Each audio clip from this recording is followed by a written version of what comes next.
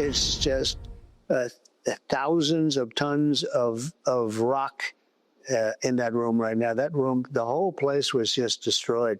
And the other two also. Now, Israel was able to do damage, but we did the final damage. And we have the greatest submarines in the world. We launched 30 rockets from submarines. Every single one of them hit their target. That was President Trump yesterday, doubling down on his assessment that strikes on Iran's nuclear facilities effectively gutted them. And it comes as we're getting new satellite images that show ongoing activity at one of the blast sites, and it gives us a bit of a fuller view at the extent of the damage. Let's ask General Jack Keane, Fox News senior strategic analyst, of how you assess the damage now about 9 days later. Yeah, well, I rely primarily on, Israeli intelligence and United States intelligence in providing us, what their assessment is. There's lots of opinions out there, but not all of them are fact-based. And I think we're somewhere between what has happened to Iran's total nuclear program, severely damaged to completely destroyed, and depending on what site we're dealing with. And what that means in the CIA's conclusion and also in the Israeli intelligence service conclusion that the program is set back a number of years. Now, new information will be gathered as we go forward here.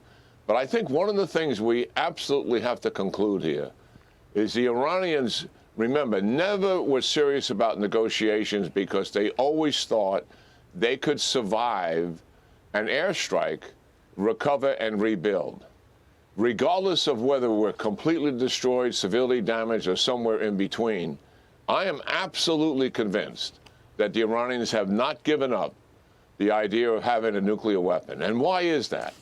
It's because it preserves their regime. It's the number one reason why they have it. The other thing is to use it to destroy Israel. So if that's the case, then they're going to assess, and I think that assessment is going on now. They have to get under the ground to see what truly has happened, and they'll begin to recover, and they will begin to rebuild. And when we see that happening, we should hit them again. And don't let it get to enriched uranium close to weaponization. Get it right, get them down right from the start. And the president said on Friday that without question he would consider that for sure.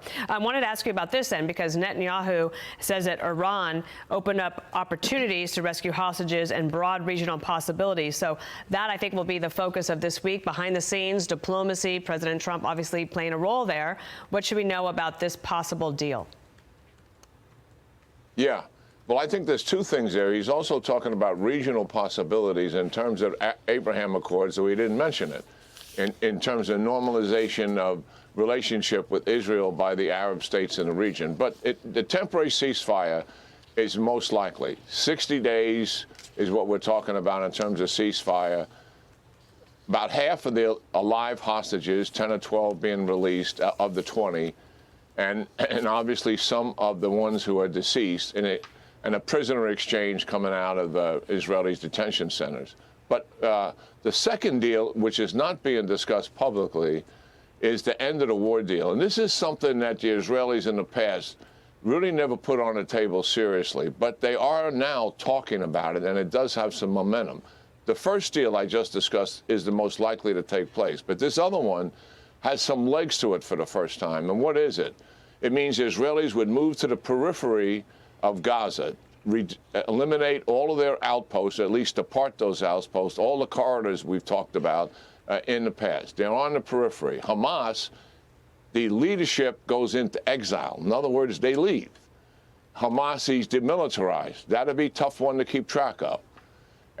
And then the fourth thing is there's a consortium of Arabs, states, who would put together this consortium, and they would be the governing body in Gaza. And obviously, all hostages would be released, alive and deceased, in exchange for some kind of prisoners. That is being discussed. It has obstacles, to be sure. But the fact that the Israelis are serious about that in discussions, I think is newsworthy. And I think probably, Dana and Bill, one of the reasons for that is the enormous success of their campaign against Iran, supported by the United States. And Iran is certainly on its knees and really taken off the board here as a major player. And that gives them opportunities also, obviously, to deal with a much weakened proxy in Hamas and a decapitated proxy in Hezbollah as well. Fascinating, and so much more to come. General Jack Keane, thank you for joining us on this Monday. Yeah, you guys have a great week. Thank you.